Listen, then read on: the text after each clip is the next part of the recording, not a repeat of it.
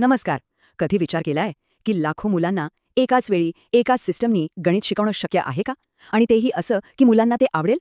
आज आपण महाराष्ट्राच्या एका अशा जबरदस्त योजनेबद्दल बोलूया जी मुलांसाठी अंकांचं जग सोपं करतेय. तर मग हा जो मोठा प्रश्न आहे की मुलांना गणित आवडेल कसं, यासाठी काय करता येईल? याच प्रश्नाच्या मुळाशी आहे ही योजना, आणि आज आपण त्याचं उत्तर शोधणार आहोत. आणि गंमत म्हणजे या मोठ्या प्रश्नाचं उत्तर महाराष्ट्राने शोधलंय एका अतिशय डिटेल प्लॅनमध्ये, एका आराखड्यात. हा आराखडा म्हणजे जणू मुलांसाठी गणिताचा एक नकाशाच आहे जो त्यांना प्रत्येक पावलावर मदत करतो. ओके, तर मग आपण ह्या योजनेच्या मुळाशी जाऊया. म्हणजे ही योजना नक्की आली कुठून आणि तिचा उद्देश काय आहे? चला समजून घेऊया. हे लक्षात घ्या, ही काही फक्त महाराष्ट्रापुरती मर्यादित गोष्ट नाहीये. हे आहे निपुण भारत नावाच्या एका मोठ्या राष्ट्रीय मिशनचा भाग. आणि या मिशनचं ध्येय काय आहे? तर देशातल्या प्रत्येक मुलाला, अगदी प्रत्येक मुलाला मूलभूत वाचन आणि गणित यायलाच पाहिजे. बरं, मग ह्या योजनेचा गाभा काय आहे? म्हणजे सगळ्यात महत्वाचा भाग तो आहे कृती आराखडा.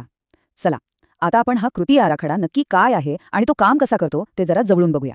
सोप्या भाषेत सांगायचं झालं ना, तर हा कृती आराखडा म्हणजे शिक्षकांसाठी एक प्रकारचं रेसिपी बुक आहे. म्हणजे प्रत्येक मुलाला त्याच्या गरजेनुसार गणित नेमकं कसं शिकवायचं याच्या अगदी स्पष्ट सूचना यात दिलेल्या आहेत. आता या आराखड्याची रचना कशी आहे ते बघा. ती एखाद्या पिरॅमिडसारखी आहे. सगळ्यात वर आहे विषय, म्हणजे समजा गणित.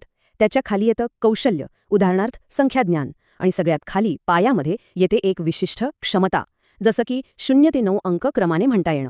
पण ही क्षमता मुलांमध्ये आणायची कशी, बरोबर? त्यासाठीच या आराखड्यात एक 14 आठवड्यांचं शिक्षण चक्र तयार केलं गेलंय. हे समजून घ्यायला एक साधं उदाहरण बघू. समजा या चक्राच्या सुरुवातीला विद्यार्थ्याची स्थिती आहे 0 ते 9 अंक क्रमाने म्हणता येत नाहीत. आणि 14 आठवड्यानंतरचं ध्येय काय आहे?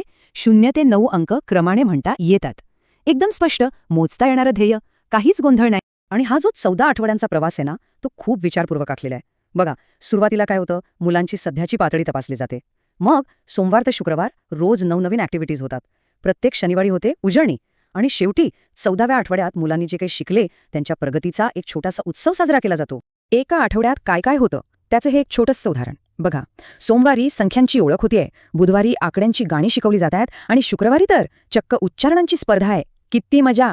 पण थांबा, ही योजना म्हणजे फक्त वेळापत्रक आणि तक्ते असं नाहीये, अजिबात नाही. या योजनेचं खरं वैशिष्ट्य, खरी जादू आहे गणिताला मनोरंजक बनवण्यात.